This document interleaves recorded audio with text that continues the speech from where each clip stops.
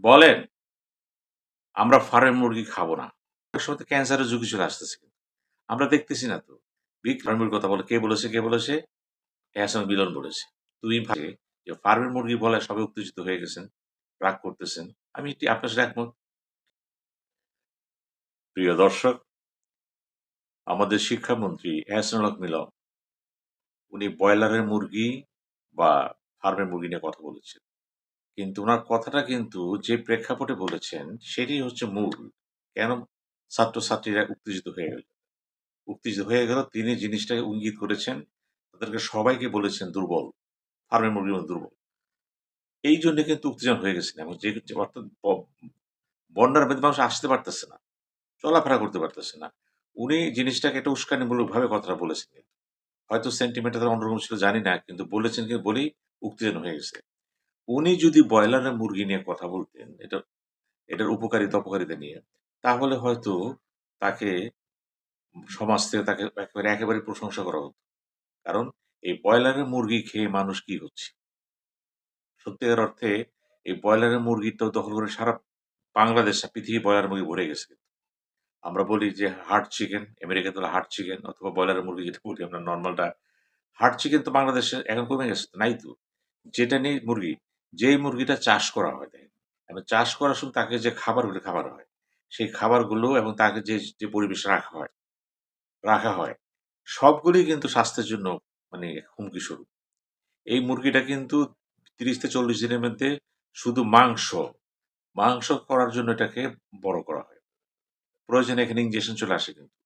এবং অনেক কিছু চলে আসে রাসায়নিক জিনিস যেগুলো স্বাস্থ্যের জন্য উপকার হয় না। যেমন ডিমের জন্য আছে লেয়ার মুরগির। কিন্তু এই ব্রয়লারের মুরগি যদি উনি শিক্ষণীয় পর্যায়ে ব্যাখ্যা দিতেন, আজকে তিনি প্রশংসিত হতেন। বা মেডিকেল সায়েন্সের কেউ যদি কথা বলেন প্রশংসিত হবেন কিন্তু। কিন্তু উনি যেহেতু অন্য ব্যাখ্যা দিয়েছেন, এইজন্য হয়েছে। এখন প্রশ্ন আসে, এই যে আমাদের এতগুলো হোটেল, ফাস্ট ফুড জেনারেশন বলি আমরা। এই ফাস্ট ফুড জেনারেশনটা কি? এরা মূলত ব্রয়লারের মুরগি তো খাচ্ছে। খাবারের সেই স্বাদ নাই তো। আমরা দেশি মুরগি এখন পাই না তো। বাজারে যাই খুঁজি পাই না। যা পাই খুব অল্প পাওয়া যায়। কিন্তু দাম অনেক বেশি। কিন্তু মানুষ তো এখন এই সমস্ত মুরগি মানে পালে না। গ্রাম বাংলায় থাকতে পারে, শহরে ২-৪ বাসা থাকতে পারে, অন্য জিনিস। কিন্তু মূলত কিন্তু পুরো বাংলাদেশটা বাজারে গেলে পাবেন ব্রয়লারের মুরগি। ডিম পাবেন কি? ওই লেয়ারের ডিম। এবং এই ডিমগুলো কিভাবে আসতেছে? কোনো কিছু উপকার আছে কিন্তু। এটার মধ্যে উপকার আছে। উপকারের চেয়ে কিন্তু অপকারের সবকটা বেশি। আমাদের জেনারেশন কি খাচ্ছে? নিউট্রিশন আসতেছে? না। কেন বলা হয় যে আমরা বলি অনেক সময়, "তুমি তো ফার্মের মুরগির মতো হয়ে গেছো।" অর্থাৎ ফার্মের মুরগি কিন্তু দৌড়াতে পারে না। তার শক্তি নাই। এই যে শক্তি নাই কেন? কারণ তার সৃষ্টিগতভাবেই তিনি দুর্বল। আর তাকে যখন আমরা খাবো, আরো বিপদটা কি হতে পারে বলেন? এই যে কোরবানির মাঠে গরুগুলো আসে দেখেন। তৈরি করে না? একেক মোটা, তাজা এগুলি তো পারিশ্রমিক ইঞ্জেকশন দিয়ে আসে। এগুলো স্বাস্থ্যের জন্য ভালো না তো। এখন যদি বলেন এই যে ফাস্ট ফুড জেনারেশন যে তৈরি হয়েছে, সেটা কিন্তু মূলত তৈরি হয়েছে কিন্তু এগুলি দিয়েই। আমাদের ছেলেমেয়েরা তো সেভাবে পুষ্টি পাচ্ছে না। মাংস বলতে যা বুঝে তো নাই এটা। এটাও ভাবতে হবে এখন। এখন যেহেতু কথাটা উঠেছে, ফার্মের মুরগির ব্যাপারটা আসছে। এটা প্রতীক। একটা প্রতীক হিসেবে আসছে কিন্তু এটা। এখন আমাদেরও চিন্তা করতে হবে গার্ডিয়ানদের জেনারেশন যারা আছেন তাদেরকে, আপনারা কি ফরমেল খাবেন? আপনারা কি যখন তখন ফাস্ট ফুড খাবেন? এই ফাস্ট ফুড খেয়ে কি হয়? আপনার ফ্যাটি হয়ে যাচ্ছে দেখেন। চর্বি জমে যাচ্ছে। আবার অনেকের জন্য লাভের জন্য অনেক কিছু করা হচ্ছে কিন্তু। কিন্তু স্বাস্থ্যের ব্যাপারটা কিন্তু যেহেতু বাংলাদেশে কোনো স্বাস্থ্যনীতি বলতে যেটা বুঝায়, সেভাবে তো নাই। ঘাটতি তো সেখানে। আজকে যেহেতু কথাটা এসেছে রাগ করার ব্যাপার আছে। কিন্তু আমরা তো আসলে এই ফার্ম মুরগি খাচ্ছি তো। আমরা কি পরিত্যাগ করতে পারবো?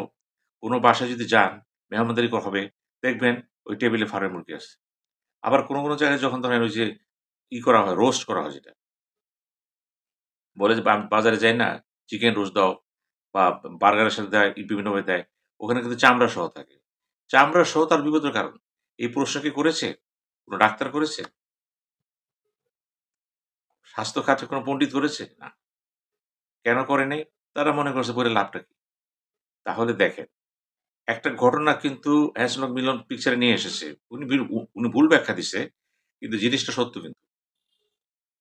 আমরা কিন্তু এই মুরগির সাথে যে সম্পর্ক আমরা করেছি, এটা কিন্তু আমাদের স্বাস্থ্যের জন্য নেতিবাচক হয়ে গেছে। কিছু, কিছু উপকার আছে। সে বলেছে অপকারটা তো বেশি। কাজেই এই যে সংগ্রাম হচ্ছে, আমি সবাইকে বলছি, আসুন আমরা আরো প্রতিজ্ঞা করি, আমরা যত কম সম্ভব ফার্ম মুরগি খাবো। ফাস্ট ফুডটা আমরা কম খাবো। যত কম খাবো কারণ আমাদের মেধা বিকাশের ব্যাপার আছে কিন্তু। জেনারেশন কিন্তু বিভিন্ন কারণে কিন্তু অত্যন্ত অবরুদ্ধ হয়ে যাচ্ছে কিন্তু। এটা আমরা চাচ্ছি না। এই সমস্ত চিন্তা করতে গেলে এটাও ভাবতে হবে, এটাও বলতে হবে, যত কম ফার্মের মুরগি খাবেন, যত ফাস্ট ফুড কম খাবেন, ততই স্বাস্থ্যের জন্য ভালো, চিন্তার জন্য ভালো এবং নিজেকে একটা ভবিষ্যতের নাগরিক হিসাবে সুস্থ চিন্তা করতে পারবেন। আসুন, এই যে বলা হচ্ছে ফার্মের মুরগি, আমি ফার্মের মুরগি, কে বলেছে, কে বলেছে? মিলন বলেছে। কথা ঘুরায় দেন। বলেন আমরা ফার্মের মুরগি যেহেতু একেবারে জন্ম থেকে একেবারে তৈরি হওয়া পর্যন্ত যা কিছু আছে পর্যাপ্ত ইন্সপেকশন হয় না সেখানে। কারণ প্রত্যেকটা জায়গায় কিন্তু ঘুষের লেনদেন হয়।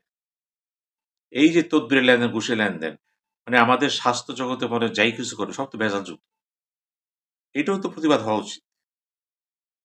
যে আপনারাও দেখায় দেন, শিক্ষামন্ত্রীকে বুঝায় দেন যে আমরা একজন তো বলেছে, আমরা প্রমাণ করে দিব আমরা দেশি মুরগি। উনিও কথাটা কিন্তু অন্য সেন্সে বলেছেন। দেশি মুরগি যদি হন বা দেশি মুরগির গুরুত্বটা কিন্তু এবার সামনে চলে আসছে। কাজে এই বিতর্ক থেকে একটা শিক্ষা কিন্তু আমরা পেয়ে যাচ্ছি। সেটা হচ্ছে তথাকথিত সুস্বাদের জন্য আমরা স্বাস্থ্যকে ধ্বংস করে দিচ্ছি। এবং একটা পর্যায়ে কি হচ্ছে, ওই ফাস্ট ফুডের গুরুত্বপূর্ণ আইটেম হচ্ছে এই ফার্ম মুরগি।